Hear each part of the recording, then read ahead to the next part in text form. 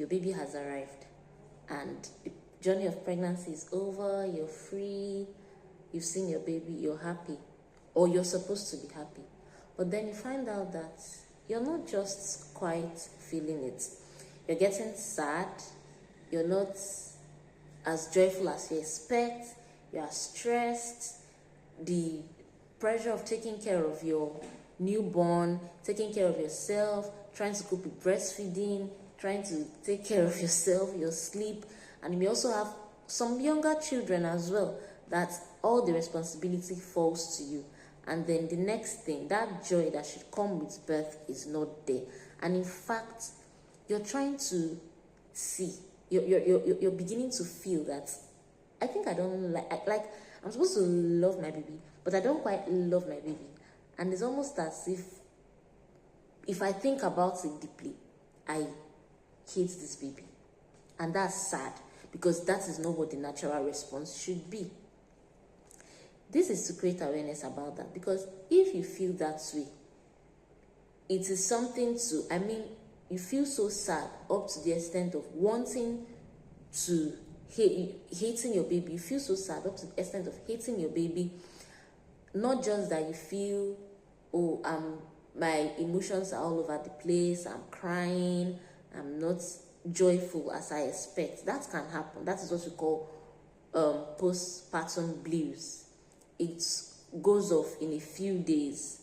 The opposite of that is the pinks, when there's excessive, so much joy, so much excitement, feels like you're walking in the clouds and all that. That is the opposite of postpartum blues. Within a few days to 2 weeks, that may go away. But then when it's like there's no energy, you can't get out of bed, you can't, you are so tired, you're so uninterested, you don't care about your baby, you don't care about yourself, you just want to be left alone, then that is something to seek help for. So this video is trying to create awareness for the mother herself and then the support system she has around her. Now, I'm taking it for granted that a woman should have a support system. So by the time you're getting to term, it's time for you to make arrangements for help. Some women, they feel so strong and they can tackle everything. I've done this before. I know how to manage my family. I know how to manage my baby. This is not the first baby I'm having. I know how to cope. I don't want anybody to come and stress me. So adequate preparation is not made for support. And remember that this postpartum experience, which we call postpartum depression, that there are a range of factors we find anyway to make that diagnosis. I'm not saying you can make diagnosis on your own, but there are markers for it.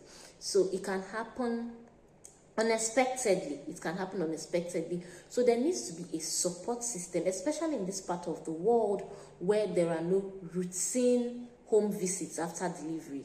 The support for a new mom is provided by her family and friends and significant people in her life. So that preparation should be made towards the end of the pregnancy.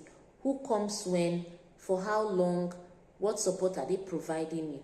So that needs to be there, so that you're not overwhelmed with caring for your baby and caring for yourself and also other activities in the house. Of course, your spouse should also be fully involved in the process of the transition from pregnancy to taking care of the baby. So that is taken for granted. Now, when you're beginning to feel this way, you're crying, you're not interested in caring for your baby, you feel like even harming the baby. In extreme cases, that can happen. It's time to seek help. You don't need to start thinking, oh, have I lost my mind? And that is all you're thinking till you remain there, not getting help, not getting the needed solution. So that is the time for you to speak to significant people in your life and then go back to the hospital, because you are going to need care. And then also, in this part of the world, so some people, when they hear, oh, you need to see a psychiatrist, it's like, no, I'm not going bonkers, I'm not seeing any psychiatrist. So that should be destigmatized. When it's up to that extent, when you can't, there's lots of energy, you're uninterested in everything, you may not even be eating, you may not be drinking, you remain in one spot. That's the time to move and then go back to the hospital to see your doctor, who should refer you to a psychiatrist to get the needed care. so that you quickly recover. There are different modes that can be used to give this care: therapy, or in some instances, medicines. The people around you also, this is also for you to give the necessary support. Help this new mom that is coming in, that is transitioning. In fact, some people may say, oh, but you've had 3 babies, so this first baby, what's the matter? You should be used to this by now. It can happen at that time, especially if the delivery process was traumatic. Maybe labor was prolonged, eventually ended up in a cesarean section, or there was after the labor there was a tear, the recovery, breastfeeding, that transition process. If it's not smooth, there are certain experiences that can happen around that time that can bring a significant burden to a woman, and then also contribute to that experience. So there's need for support, emotional support. This is an information every woman and everybody around the woman about to have a baby should have, so that you're able to offer the needed support and not add to the burden of a woman who is going through this and say, how can, that is so unacceptable, that is unbelievable, how can you not love your baby, how can you say you're beginning to hate your baby? This is for you to understand, to create awareness, and to offer the necessary support. Please share this video.